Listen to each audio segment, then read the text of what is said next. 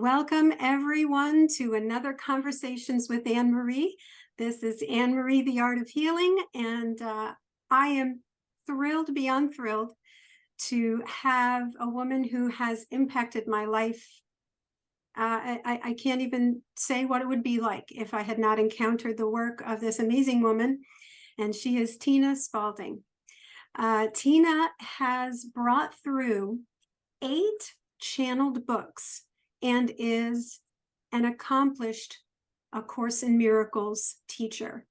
And she's been a part of my life probably for about 6 years. And like I said, without her, I don't know where I would be. So without further ado, I welcome Tina Spalding to the Get Up and Go Show. Welcome, Tina. Hi, no, it's not the Get Up and Go Show. No, it's not. It's It's not. The Get Up and Go Show is what I wanted you to be on. Okay. When I did it during COVID, I had asked you to go on the Get Up and Go Show. Isn't that interesting how that came out of the subconscious? Yes, it did. Conversations with Anne Marie. Hello. Hello, and thanks for having me on here. I'm very, very thrilled to have you. 6 years ago. 6 years ago, I was just probably at the lowest point of my life, probably exactly at the lowest point when I had found out that my still husband had gotten his girlfriend pregnant and was having a child with another woman. And I was just in desperation. I went on to Google and I said, I want to see. God help me. God help me. I was like, I need to see Jesus again. Yeah, because I used to look at all these apparitions of Mary, apparitions of Jesus, because I come from Catholicism, and that fringe stuff, the demon stuff and the apparitions and all the wild things, I used to really get into, and I just typed in, apparitions of Jesus, and lo and behold, channeling Jesus was there, and so I clicked on it. And I devoured everything you had on there. How many videos would I have had at that time? Probably 300 or 400 or something. There were quite a few. Yeah, at least 200, I think. Yeah. At least 200. Which is great when you discover somebody and they're like, oh my God, there's 100 videos. Yeah.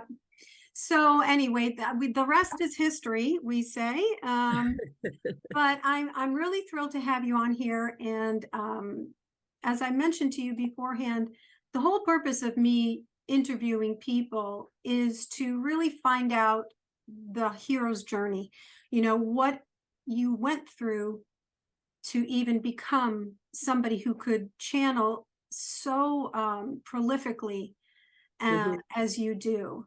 So in 5 minutes, give me a summation. It's quite a story, really. I know. Where do you want to begin? I think I'd like to hear the point where you were at in your journey to where the Course in Miracles came into your life. Well, the Course in Miracles came into my life at one of the lowest points of my life. And I don't think that was an accident, because I do think, just as you were having a very difficult time, our mind opens up to the possibility that there must be a better way at some point. And that's a very famous phrase in the people who actually originally channeled the Course. That was how Jesus accessed them. They said to each other, there must be a better way. And that is really how spirit begins to access us, because at that point we become teachable, because we now know that we don't know what we're doing and it's not going very well.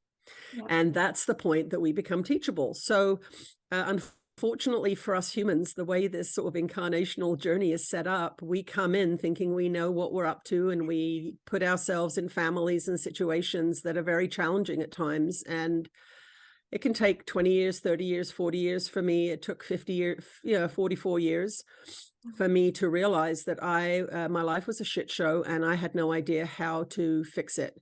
And so A Course in Miracles came to me one dark winter night. I I had been in Vancouver, and my sister and I had got into a big argument with my mum, and we had confronted her on a bunch of negative things that we had experienced as her daughters.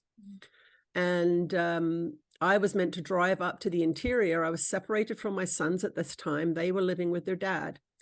And I had a tremendous amount of guilt and shame about the fact that my kids were living with their dad and not me, although it had been my choice for this to happen. But it triggered all kinds of horrible interior experiences.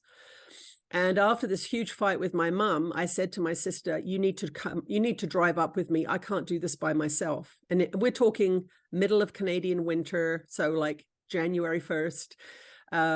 Snowstorm over a mountain pass, and we went up this mountain pass together. I had no intention of taking her with me, but I did because I literally was having an anxiety attack. So we followed a snowplow up this crazy, it's called the Coquihalla Pass. It's a high mountain pass, heavy snow. They should have probably closed it, but you know, here I am, I'm going to go see my kids. And we got to the top of the mountain pass and stopped in at what you would call a Barnes and Noble. It was called Chapters at the time, big bookstore. And my sister and I went in there. I think I grabbed a coffee. She went in, and I was sitting in the car, and she came out and she plonked this big blue book on my lap and said, I'm not sure why I bought this. You should read it. And it was A Course in Miracles. Wow. So it was very interesting that it wasn't me that was guided to buy it, but there it was. It literally was plopped in my lap. And I had never heard of it. I didn't know what it was. I had no idea that it was a channeled book. I love channeled material, have always loved channeled material. So I did, but I didn't know it was a channeled book. I was just like, okay, whatever, we've got to keep driving. So I went to my ex-husband's house. My kids were there. I was filled with guilt, and my boys were growing into teenagers, and I was missing it. And I didn't know how to fix that problem. Anyway, I started reading a course that week that I was there to be with them. And I started to immediately feel a shift in my consciousness. I made a phone call to someone that week to reach out to, it was actually a guy I was attracted to. I reached out to, and I would never have done that before. Like, it was a weird thing for me to do. I also had a very strange dream that first or second night I was reading the course, which I can tell you about if you'd like. I'd love it. Okay, Sure. so the dream was this. There was like a little monster guy in space by himself. So he looked like a potato or something like that. And he was very scared and very alone, and had kind of long, thin arms. And he was just kind of hugging himself. And he thought, why do I have arms? Because nothing's happening here. And he decided to reach out his arms. And when he reached out his arms, he touched another little being like him on each side of him. Wow. And where they touched, light was created. And then in the dream, suddenly you see an entire circle of these little potato guys, and they're all reaching out their arms and holding hands, creating light. They'd all been alone in the dark. Now, what an amazing vision it was. It was like, that's A Course in Miracles in a nutshell right there. We're alone in the dark. We're little potato people wondering why the hell we're here. And, why do we have arms? Well, it's to reach out to others. It's a symbol, obviously, of the extension of love that the Course teaches us. But that dream came to me the second day I was reading the Course. I also felt actual physical things in my head. Wow. Now, I didn't know that it was the book. I was just like visiting my kids. It was a difficult time, but I was having these experiences and thinking, I wasn't really thinking anything, I don't think. I didn't associate it with the book until about 3 or 4 weeks later, when I had 2 out-of-body experiences. Now, I'd never had an out-of-body experience. So I go home after I've done this Christmas trip riddled with guilt. I was in a lot of emotional pain about this decision I'd made. And now I'm doing the lessons of the Course in Miracles. The book has come into my life. So I was laying on my bed, and I'd done my lesson. And what I was actually saying, I was laying on my back and with my eyes closed, and I was saying, I love you and I trust you. And I was talking to God. I love you and I trust you. So I was saying this over and over again. Now my eyes were closed, and I had this, my astral form, my consciousness left my body. It was hurtling up high speed. I could even, which is weird now, I could feel like clouds brushing my face, like moisture of clouds. And then I was up in space, and I was in a giant spiral galaxy. And the galaxy was circling me, and it was full of information which looked like light language, but it had pyramids and letters and numbers.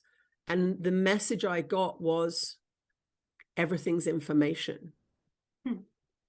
And then I was back in my body, and I'm like, holy shit, what was that? And then, of course, you know, we want that to happen again whenever we have an experience like that. Anyway, the next day I was doing my Course in Miracles lesson, and I did the same thing, and lo and behold, didn't the same thing happen? And that is so rare in spiritual experiences, to have a repetition. Again, I was hurtled out of my body up into this spiral galaxy, but this time there was a stairway with a door at the top, and silhouetted in the light of the door was a figure. I had no idea who that figure was. At this point, I don't think I even knew that Jesus was the teacher of A Course in Miracles, because I hadn't gotten to that part of the text yet. I was just like, I don't know what this book is. I'll do it. And the voice at the top of the stairs said, tell Dave he's overwhelmed and confused. And then I was back in my body again. Wow. Now, had you known that voice was Jesus, or had you known that Jesus was the author of A Course in Miracles, would that have tainted you to? I think so. Yeah. I found out that Jesus was the teacher of A Course in Miracles in going through the text, and then him talking about my crucifixion. And I was like, well, hang on a second. What do you mean, my crucifixion? Right. And then it dawned on me, and I'm not sure how far in the text that is, but I didn't have any religious background to freak me out about Jesus. I grew up in a spiritualist household, so we had seances every Saturday night when I was a kid. But I said the Lord's Prayer every single time I got afraid. So honestly, Anne-Marie, in my life, if I've said the Lord's Prayer once, I've said it 1,000,000 times. That is the prayer I go to if I ever feel something is off, if I'm scared, if I'm confused. And that came from being in an English school as a kid. And every morning in assembly, we would sing the Lord's Prayer. So I was indoctrinated into the Lord's Prayer as a soothing kind of prayer. So it didn't come from like a religious upbringing. It came from school, actually.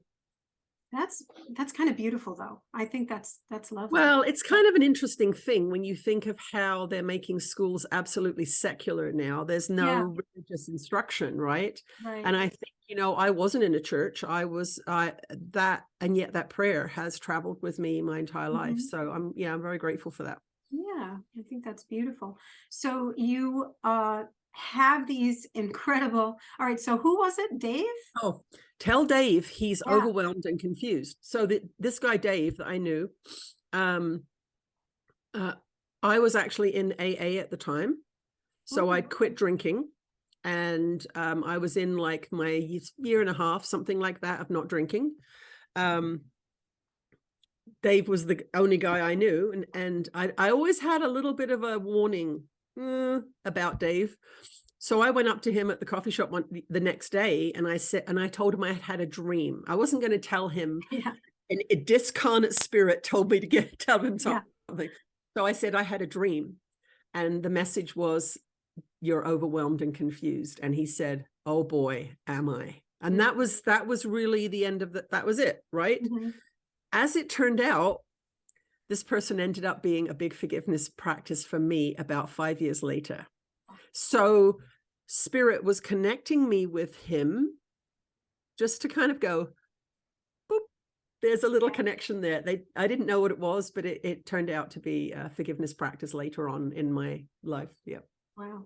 So let's talk about forgiveness practices, because that's kind of like the core thing. You have to forgive in order to release all this trauma that you hold I was within going to you. say, Anne Marie, you do realize that we could sit here and talk for 5 hours. That's Yes, exactly. I understand. I understand. It's all good. It's all good. No, Well, it's all, I was hoping we could go longer than an hour, but we'll just, yeah, we'll go. Yeah. as long as I've got a bit of a cold, so it's probably my throat will be the deciding factor, but okay, no problem. yeah, forgiveness. Yeah. Yeah. How do you see that in your own application? Because it's no point. Yeah.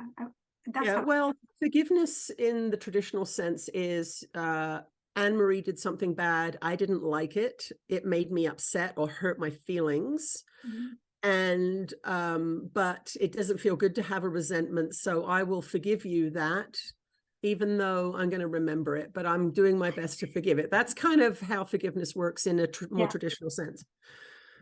The Course is a non-dualistic teaching, which means it's teaching that there is only one here, that you, Anne Marie, are not separate from me. We are, we'll say, ideas in the mind of God. So when the Course is talking about forgiveness, the entire principle behind the radical forgiveness of the Course is this, is that every person, place, thing, and experience in my life is a projection of my own mind. That I have a self that I perceive as Tina, but in actual fact, that's like the 5% of the iceberg that you see. And we have this self-awareness of like, oh, I'm this age and I do this for a living and my body looks like this and I have a dog, and that's my self-concept, we'll call it. But the teachings of A Course in Miracles are, oh, no, that's not all that's going on here, is that we have an unconscious mind that is in fact projecting the world. And we see the world as separate from us, as an objective reality, but it's called A Course in Miracles. So a miracle is when you change your mind and the world changes. Yeah. Now, if you think about that, what does that mean?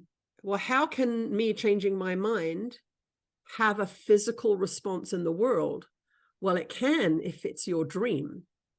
You can if it's coming from your consciousness. If the world is being projected from your consciousness, then when I change my consciousness, the world has to change.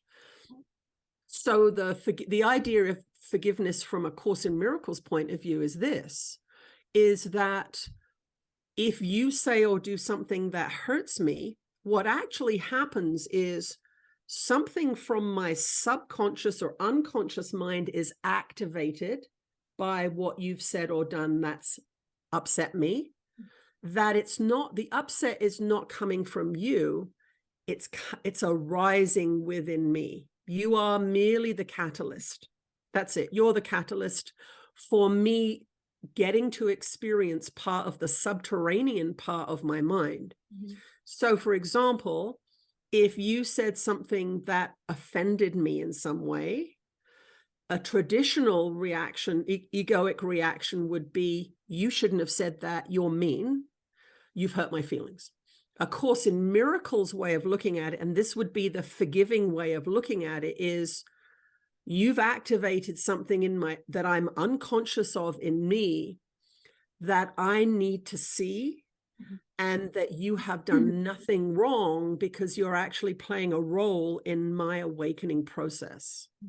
And you're not playing it as a separate person, you're playing it as a character in my dream. So just as we have nighttime dreams, if you think about a nighttime dream, your eyes are closed, and yet there's all these characters and there's feelings and there's excitement and fear, and you can be attracted to somebody in your dream, and you wake up and you're like, oh my God, that was so real. Holy cow. And you've got the feelings, right?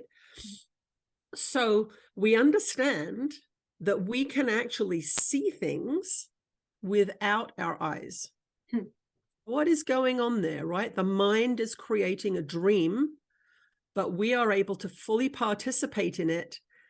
And that's the clue of what's actually happening in this other reality, is that we're doing the same thing, but it's a different level of dreaming, basically.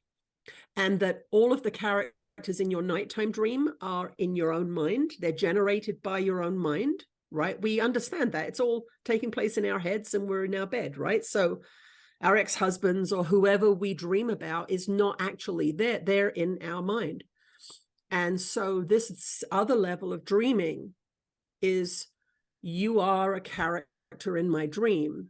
And whatever you bring up in me that I don't like, instead of blaming you, which is the ego's way of dealing with it and keeping separation going, as a Course in Miracles student, I go inside and I say, what have I just been shown about my unconscious mind? The principle of forgiveness is this, is that eventually, if you keep practicing this idea that these shadow aspects are in us and you bring them up to the light and see what's going on, that eventually the projection of the world will end, not in death, but in awakening. And the book, The Disappearance of the Universe, that's what that title means. That's an excellent book for anyone who wants to understand the Course and how it works. So that's the idea of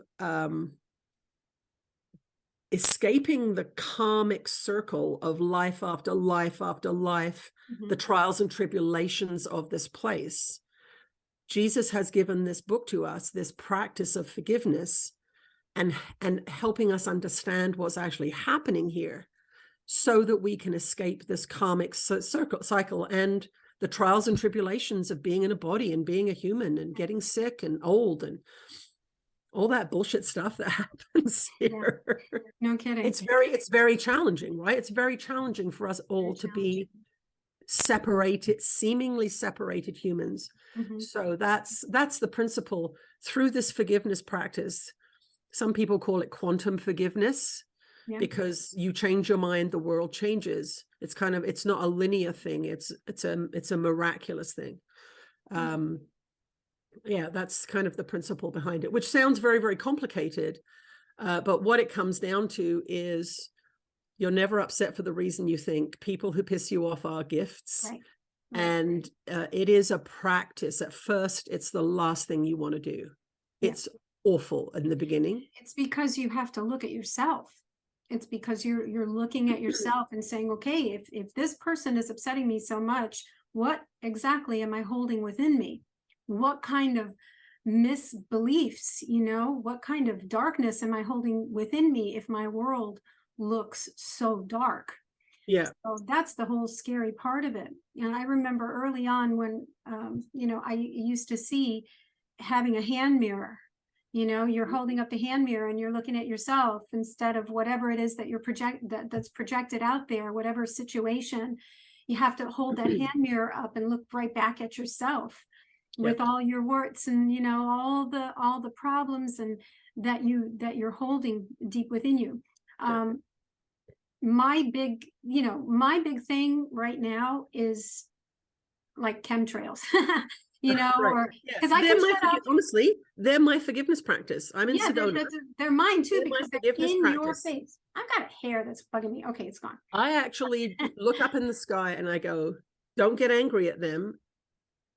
That's your forgiveness practice, Tina. Learn to be neutral. Yeah. So that I am not seeing something outside of myself as attacking me. That's really, anything can be your forgiveness practice. And the linear, logical 3D person would say, well, that's ridiculous. Forgiving chemtrails is not going to stop them. But this is the principle behind A Course in Miracles, is if I change my mind about chemtrails, something about chemtrails will change. Right. Something very important that you either channeled or made sure we understood was, no, you certainly channeled it, that once we stop giving our attention and our belief into a system, whether it be medical, governmental, whatever it is, because we are withdrawing our energy, it has nothing to support itself. Yes. So it begins to crack and collapse. Yeah.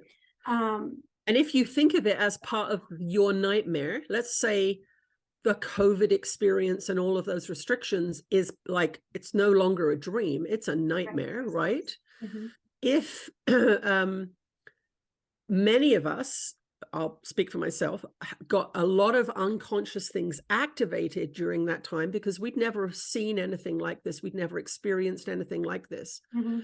And so in actual fact, if you understand that an outside situation has triggered something from the subterranean part of your consciousness, the part that you're unaware of, it's an amazing opportunity, if you understand how these principles work, to evolve and to bring something that's unconscious conscious. So for example, during COVID, I had never had the experience of kind of being a refugee because I came into the United States for 6 months. I'm allowed to do that as a Canadian.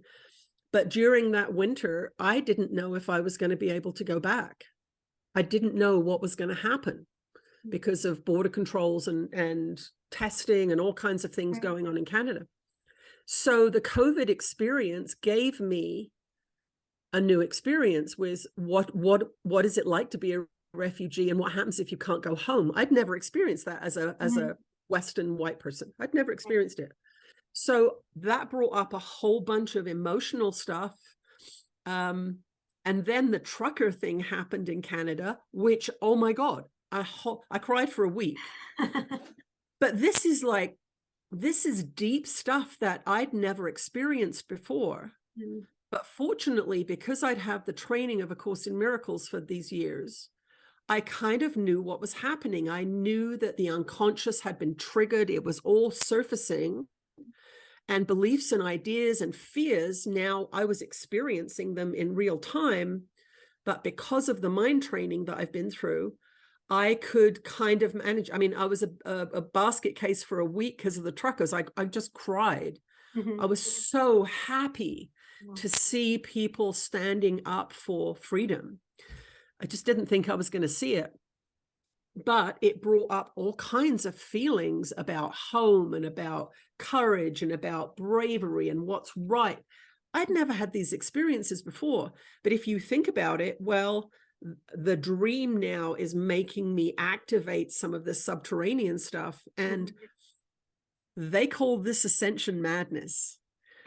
This is what is happening to the world. This craziness that we're seeing is that the dream is becoming more and more intense. It's activating more and more of our unconscious minds. And most people have no clue what's happening. They have no clue, you know, why there's so much separation, why there's so much anger, why there's so much fear. And this is one of the reasons why they brought Ananda and Jesus came through, Ananda 10 years ago, Jesus 9 years ago, to bring these books and this teaching and these videos through for this time. So that there would be a body of work that people could go to that would help them understand what the hell is going on. It's absolutely fascinating. I've been finding, for me, COVID was like an answer to prayer, believe it or not. I had gotten a classroom for the first time in 3 years. So I was in a new school and I had going into classrooms and teaching art in the classroom. And I was like, but I need a room. I want a room. So they gave me a room and the kids were unruly. They didn't know how to behave in my presence outside of their classroom, which gave them, they were in like a little cocoon of energy, a cocoon of behavioring. Yeah. And then once they got into this big art room, they're like, woohoo!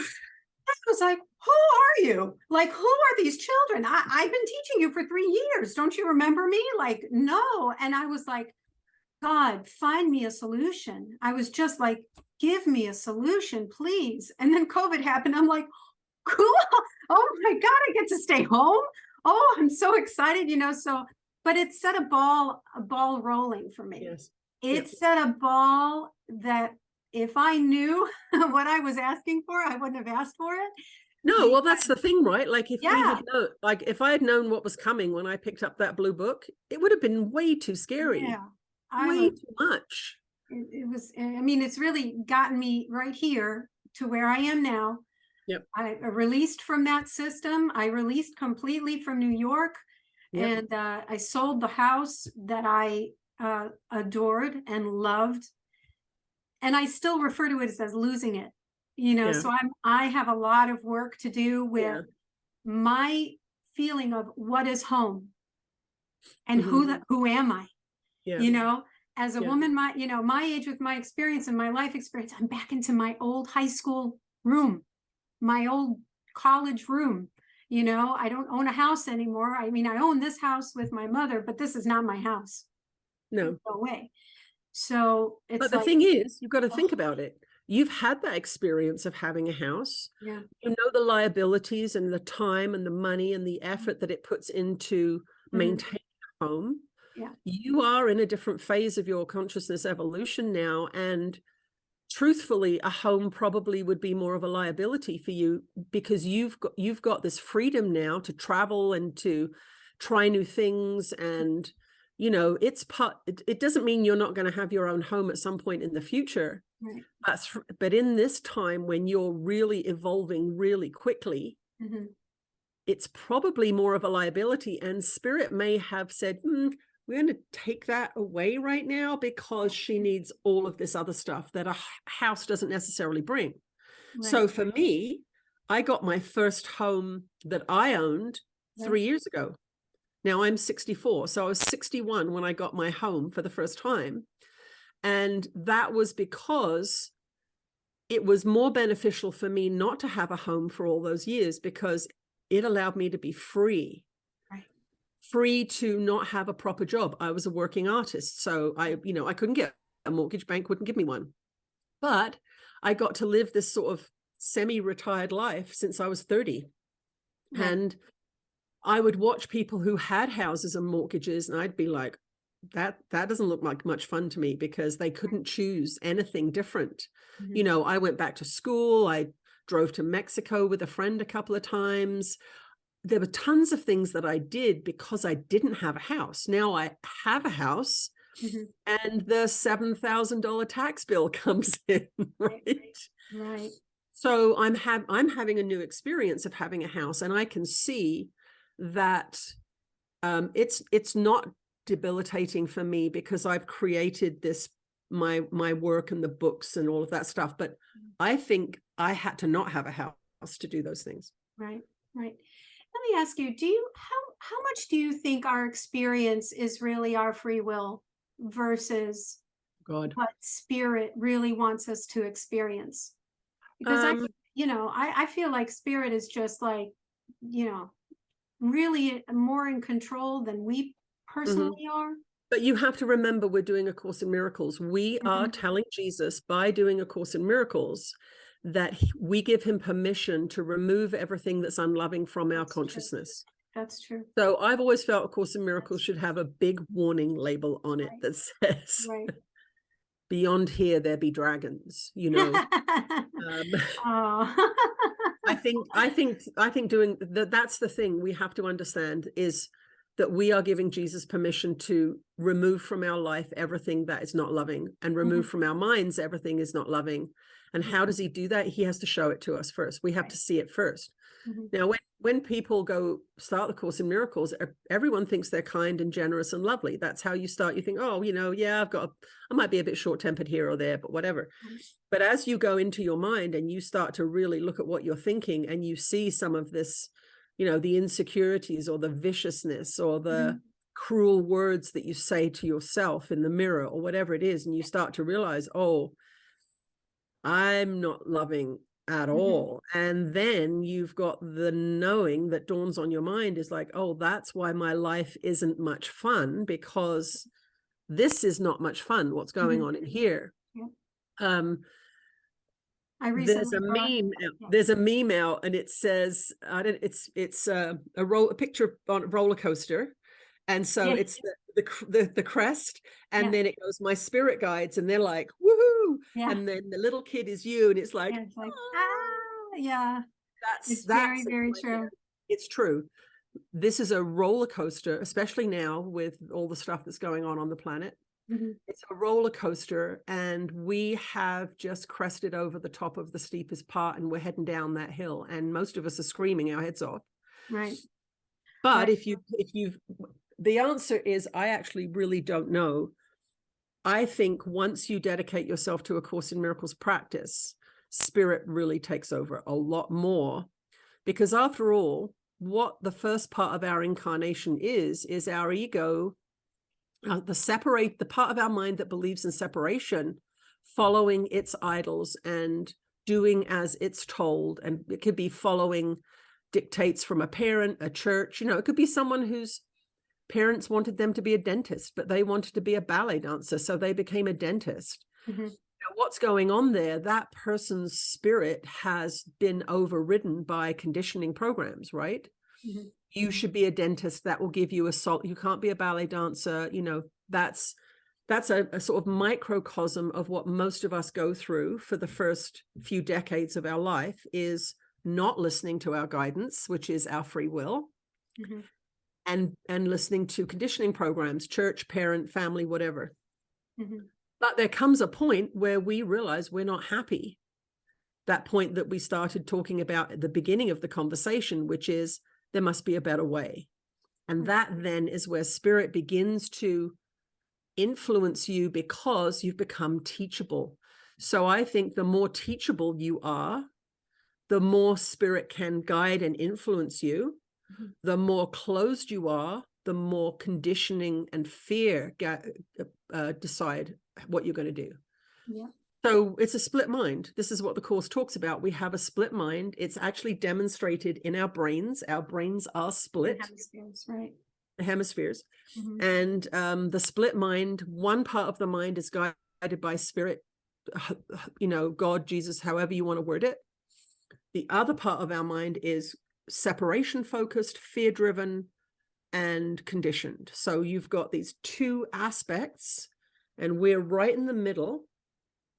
And when you make a decision, you're either leaping into the Holy Spirit's thought system, which is loving and creative and expanding, or you're heading into the ego's thought system, which is fear-driven, limiting, separation-focused, death, sickness, all of those things lurk in there. So that's the power of the mind, is one decision can put you into the ego's thought system or the Holy Spirit's thought system. And this is why mind training, as taught in the Course, is so important, is one thought can create hell. One thought can move you into a thought system that is completely unloving and insane. And if you don't know what you're thinking, you don't know why you're feeling so bad. You have no idea why you're feeling so bad. Yes. And it's not brilliant. It's simple, but not easy, right? Like, how do you monitor all of your thoughts? I mean, I can have a hateful thought about myself in some way, shape, or form, and immediately I will feel not so good. Now, the mistake we make, that most people make, is if you have a hateful thought and you start to feel yucky, you think it's because it's true. Right. And this is one of the great confusions, is when you feel yucky, you're off track, you're wrong, you're looking at it incorrectly.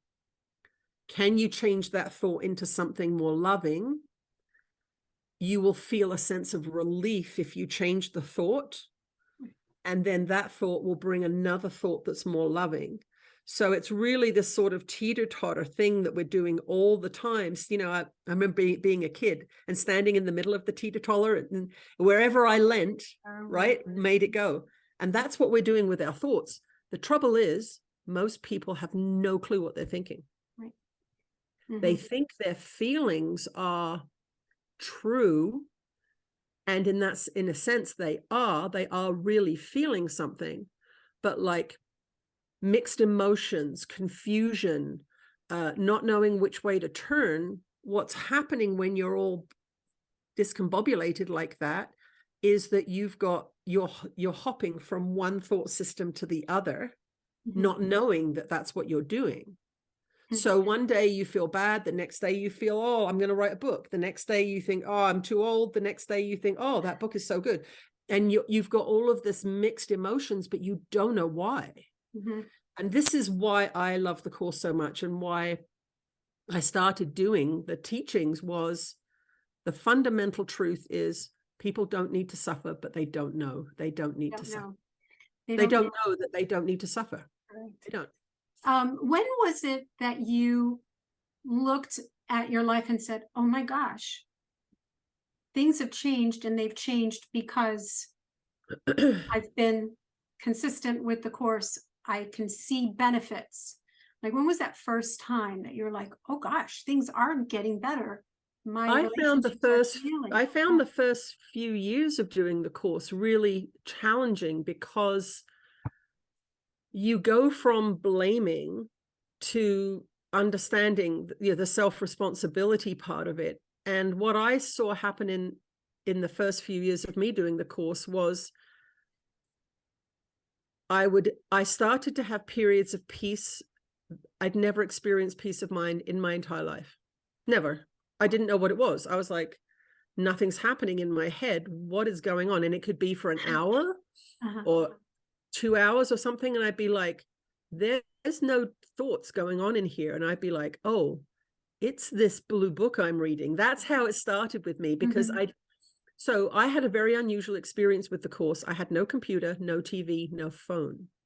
So when this book was put in my lap, I didn't know what it was. I didn't know that there were Course in Miracles teachers all over the world. I had no clue what I was doing. So I had a very pristine experience with this book. No expectations, no understanding of the power of it. I didn't know anything about it. I didn't do any research. I just started to read it and had these strange experiences started happening. So 3 weeks in, I knew the book was doing something because of these out-of-body experience. I was like, that's that blue book. It's this blue book. This has never happened before. But what happened in those first few years was all of my shit started to surface. And boy, did I have a lot. I had so much. And it wasn't until year 6, believe it or not, that I hit such a bottom with my distorted beliefs that I truly 100% surrendered to the course. And I had a dark night of the soul and an amazing spiritual experience one night. And the next morning I said to Jesus, I said, I will do anything you give me to do. And I meant it. So that was 6 years in. But that 6 years, I read the course all the time. I was reading it 2, 3, 4 hours a day. I would dedicate Sunday to the course. So I wasn't just dabbling in it for that 6 years, but I was starting to be shown the crazy mind, the distortions, the judgments. So it wasn't like, oh, you do the course. And as you know, you don't just pick up the course and like, oh, it's all rainbows. No, it's not. No. You actually get to see what you're doing to yourself with the way you think. And it's a humbling experience. It really is.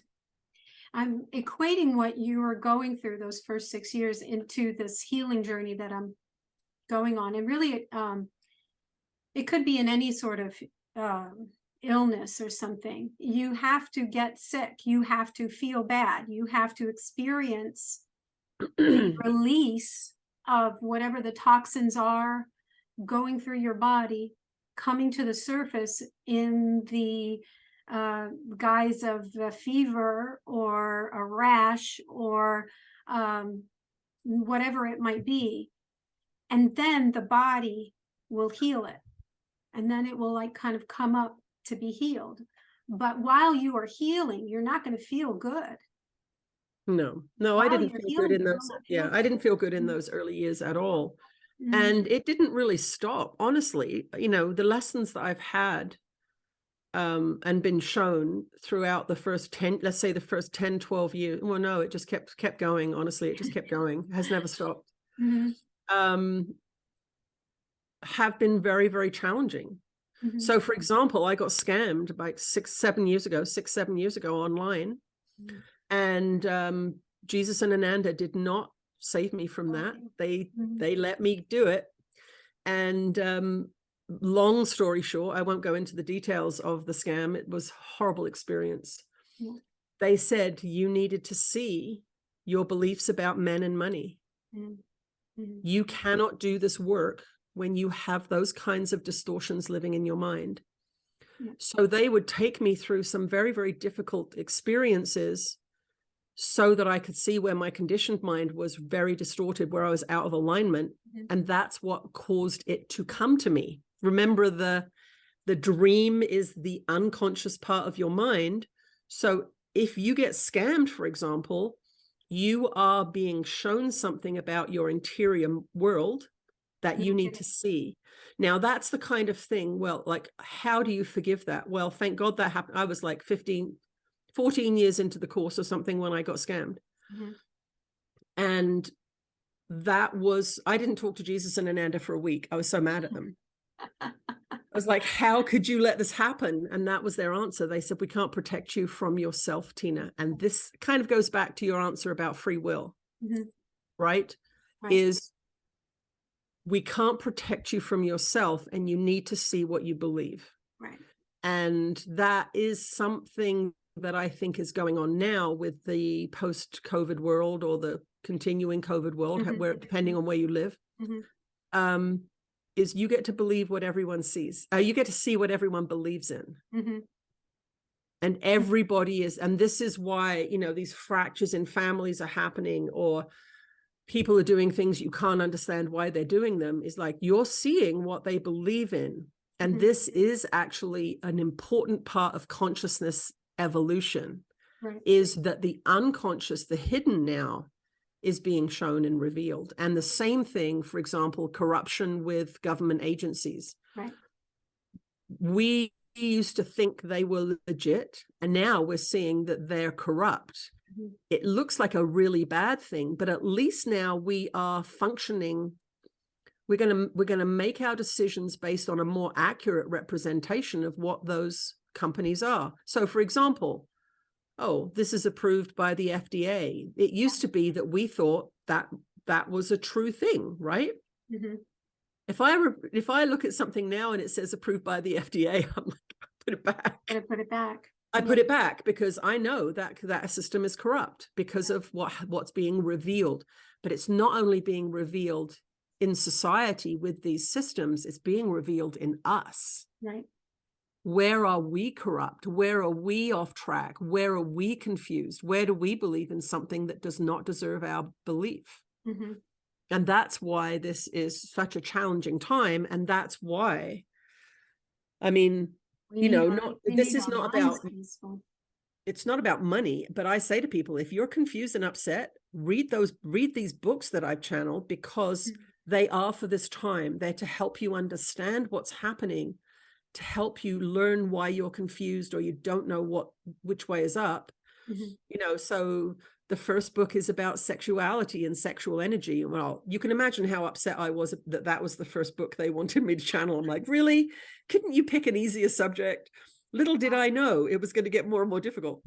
So that was about sex. Second book was Great Minds Speak to You. That's about death and life after death.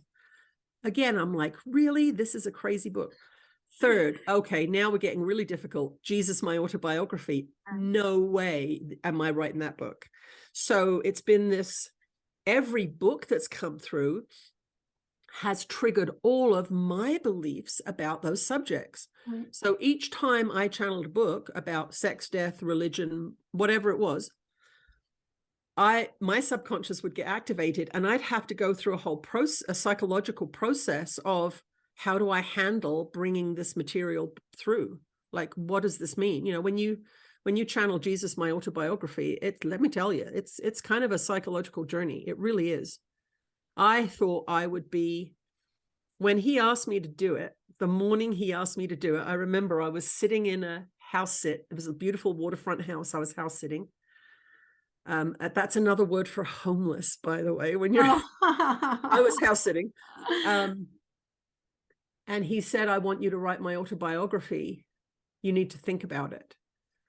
And what came up was fear of the Catholic Church and fear of government.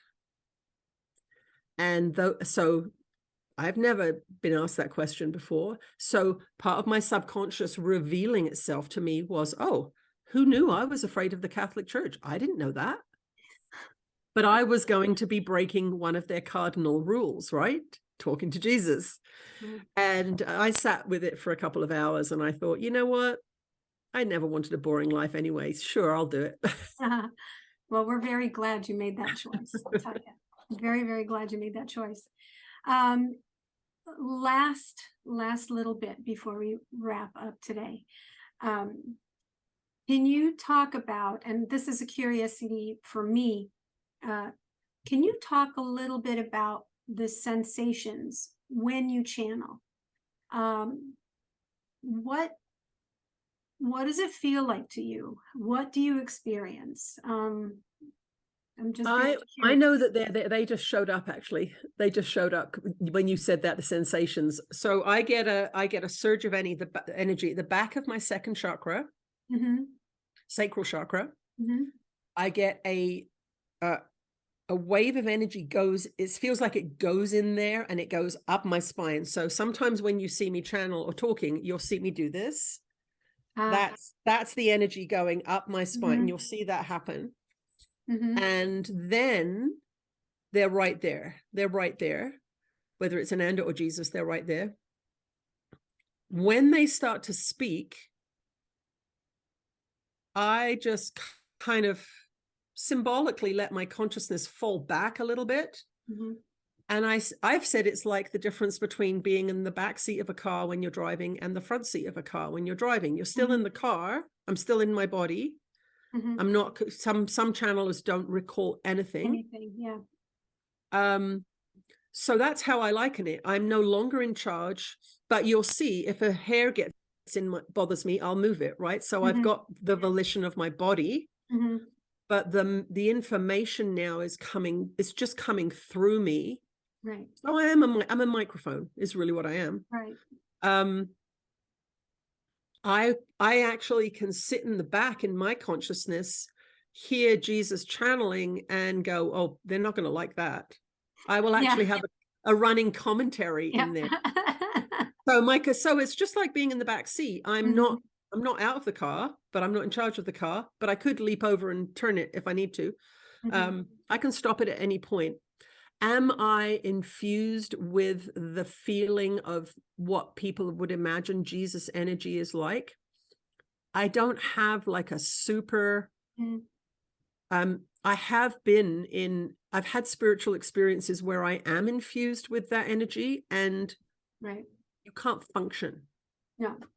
That's the thing that I see is so I think what they're doing is they're trying to find a balance between allowing me to function in this as a microphone, to give me free will still so that I can opt out at any point if I want to. So I'm not possessed in that sense, right? A possession would imply that the person has lost control. Correct. I'm in complete control.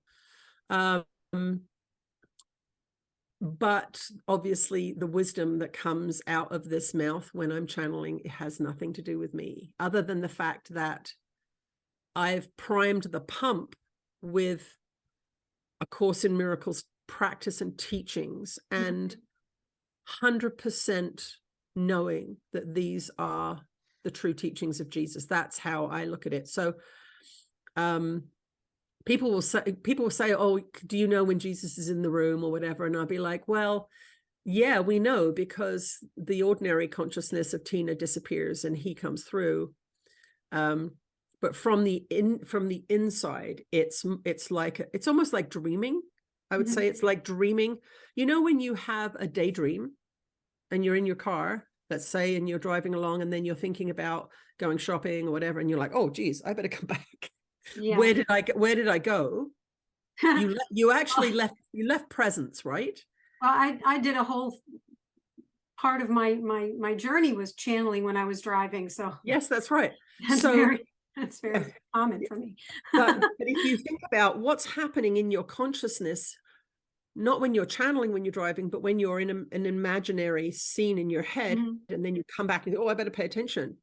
So what's happened there? One level of consciousness is driving, the other level of consciousness is somewhere else. So it's very similar to that, if I had to put it in a descriptive way. And then when I come out, it's exactly the same as remembering a dream. You know, when you wake up in the morning and you think, oh God, that was a really good dream. And then 10 minutes later, you're like, what did I dream? What was it? Right. So I don't remember what I channel once a little bit of time has passed. And I think that's just, there's too much information. Right. Like if I remember stuff, I mean, I can, if someone says, do you remember when you channeled such and such? And I'll be like, oh yeah, okay, yeah, I do remember that. But it's not on the tip of my tongue. It's not like I can tell you what I channeled for an hour. It's not something you did. I didn't do it. It just came through. Yeah. It's not something you did. That's right. Yeah. So what do we have to look forward to from Tina this year? What's going on with you now? Well, I've been spending my winters in Sedona, which has been absolutely wonderful. It's a gorgeous, gorgeous, gorgeous place. And that really sparks my creativity. So I was a professional artist for many years. So that's something that's really coming back to me now, the idea of creating. So you're going to see more art from Tina. But that is, I see that as just inspiration, in spirit, being in spirit, is that's a channel that's always been open for me. As soon as I start doing artwork, more comes and more comes and more wants to come and bigger pieces want to come. So I'm going to really work on that. We are doing 2 retreats in Europe, one in Crete, absolutely gorgeous. If you've ever wanted to go to Crete or the Mediterranean and you haven't, it's a wonderful, wonderful way to meet like-minded people. We're doing another retreat in England a week or so after the one in Crete. Though you can go to channelingjesus.com and get more information about those. I'm hoping to go to Ibiza in October. Ooh. So Ibiza, they have a big Course in Miracles conference there every year, but they haven't done it since COVID. There's a big Course in Miracles community there because of the convention that goes there. So I've contacted the convention organizers and I've said, I'd love to present there. And they've said, absolutely. If it's a go, you know, you can present. But I'd also like to do a couple of events there so that the local community can experience the channeling. I'm working on transcribing and editing a 9th book, which is a big project. This is all of the live streams that we've done in our private community, and it's going to be called Jesus Answers. Because he's been giving us answers from everything from sick dogs to, you know, whatever. And I think it'd be very interesting for people to be able to access that. I do feel something else is going to come. With me, it's like, oh, they're knocking on the door now. They want to do another book, I think. Yeah. Another channel. I was thinking for that. I was like, I need another book from whomever to help navigate this time, because we're the people who kind of understand what's going on. We understand that our earth is ascending. We understand that there's an awakening of consciousness and that people are starting to come online. And then the ones that don't come online, they're probably not going to come online. And so just saying that would be saying, if you want to talk to help those of us get through, because sometimes it's really difficult. It's really difficult. And we don't have so many, you know, like when I look at the early books, those were the foundational bricks of like, oh, this is what's happening, or that's what that means in preparation, right? I'm getting shaken up right now. Ooh, they're coming in. Okay, do you want to channel? Do you want to channel? Do you want me? Well, you're getting shaken up. I am. Should I just let it rip? Go for it.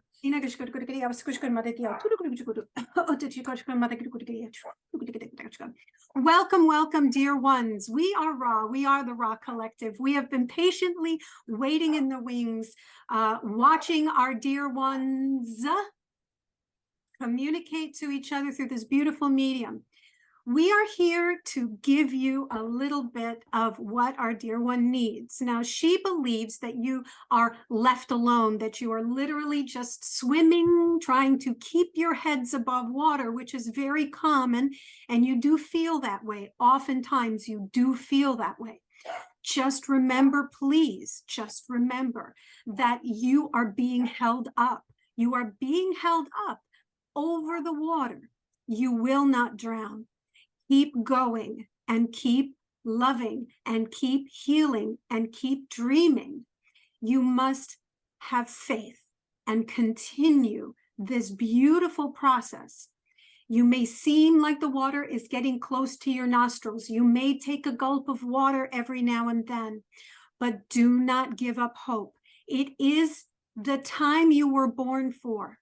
Each and every one of you were born for this time. We are grateful that the beautiful soul known as Tina accepted the gift, accepted the invitation from our brother Jesus, from our brothers and sisters Ananda, that she took upon herself and was open enough and gave that, yes, I'm jumping into the pool. Do not feel like you are going to drown, dear beautiful souls. And we speak to our dear one first as we speak to all of you. Do not fear. Keep going and really, truly understand, as was mentioned before, if you envision it, if you let it flow over you, and we talk to the triggers of your day, if you allow it to flow over you and not let it stick to you and not let it make you feel like you are fighting or as was stated earlier, being poisoned from above, do not fear. You are changing. You are changing the world by your thoughts and your beliefs, and you are changing your world by your forgivenesses. Keep going, dear beautiful souls. We are Ra, we are the Ra Collective, and we leave you now. I would say that's the perfect wrap up of the whole conversation. That is the point. We aren't alone. Everything's going to be okay. We came here for this, and we're far braver and more creative and innovative than we know. And as the systems that we've grown up with prove themselves to be unreliable or untrustworthy, it's going to ask a lot of us, but we have it. You know, humans are, there's so much work put into frightening humans because if they're frightened, they're not powerful. So turn the TV off, stop watching the news, stop thinking about the war in the Ukraine or the fact that the planet's dying. No, she's not. She's going to be fine. Follow your heart, do your own creativity, whatever that is, and trust that life will reveal to you everything that you need to see.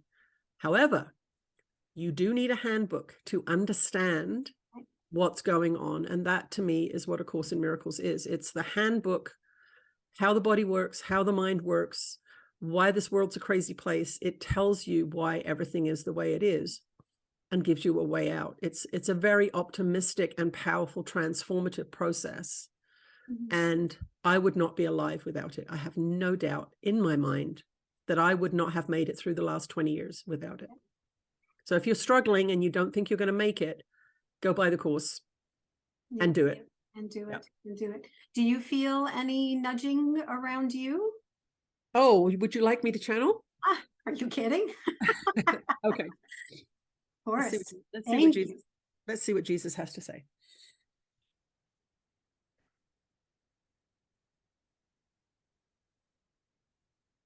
You are blessed beings indeed. I am that one that you know as Jesus. Now, some of you will say, that's not Jesus.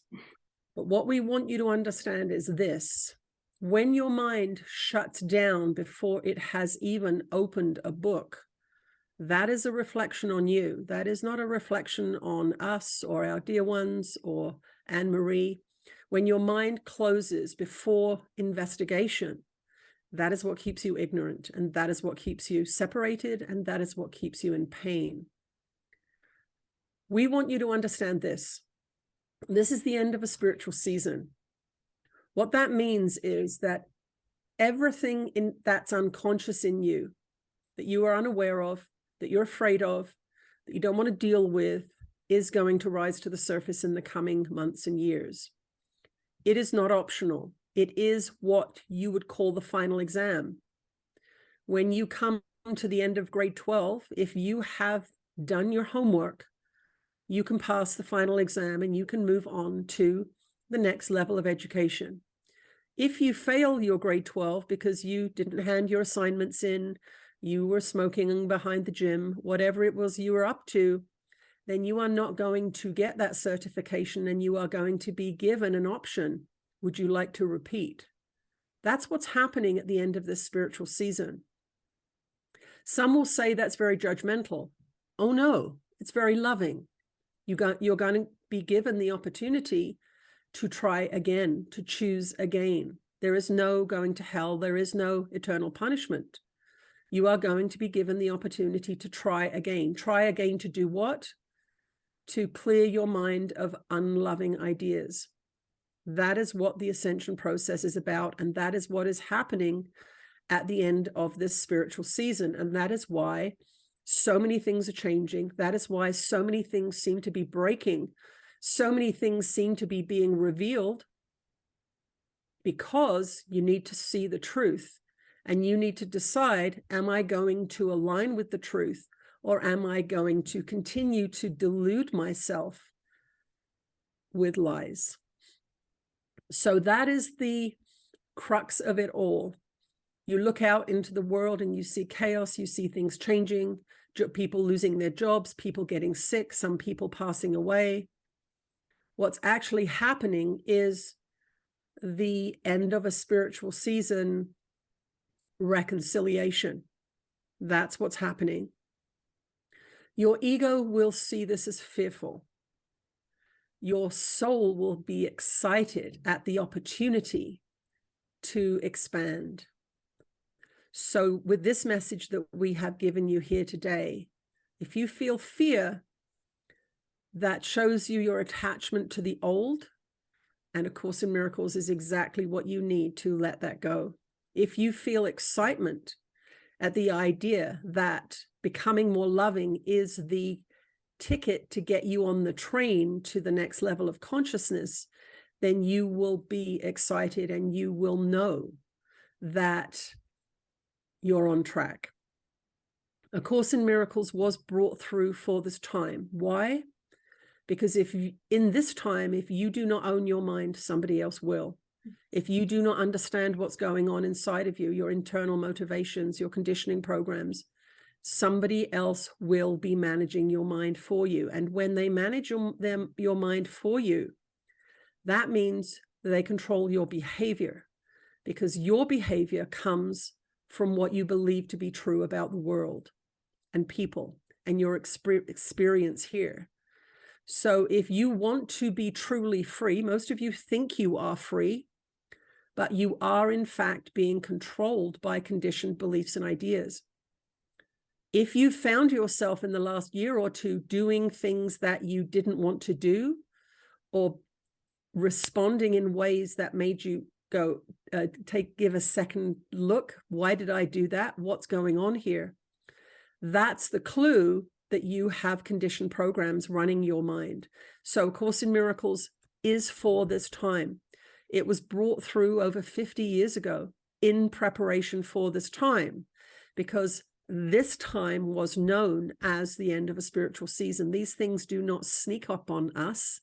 They sneak up on you because you're kept ignorant. You're not educated properly. You're not taught about wisdom and spiritual principles.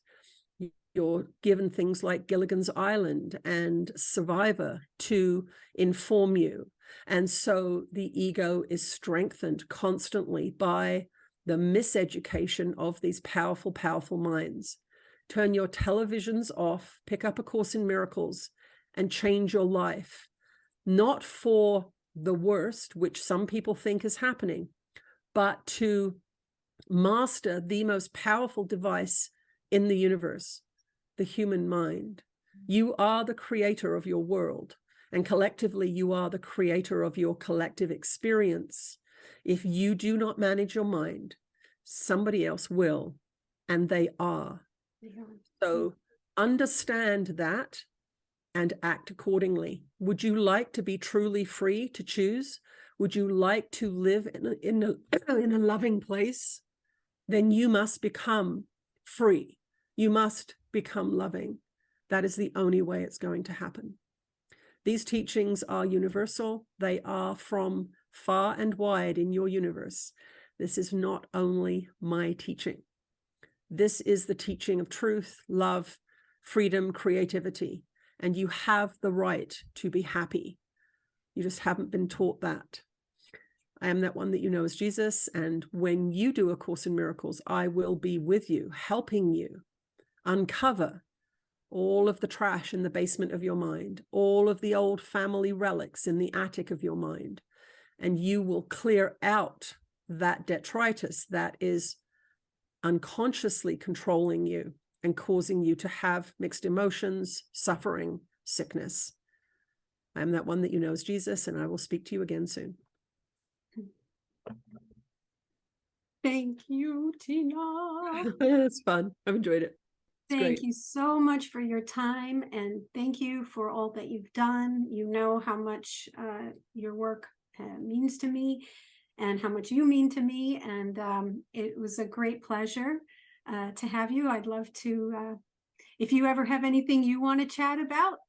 Okay. I'm happy to chat with you. I would love to put this recording on my YouTube channel. So if you can give me access to the file, that would be great. And then I'll upload it onto my channel as well.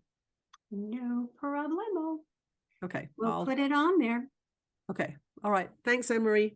You're very welcome. And thank you everyone for sticking with us. This is one of my longer videos. I don't usually go this long, but in a case like this, we have to. I thank you for staying with us until the end. May you all be very blessed. And if you need Tina's information, it will be posted and linked below. So thank you, and see you. Thanks, Anne-Marie. Okay, I love you. Bye. Bye.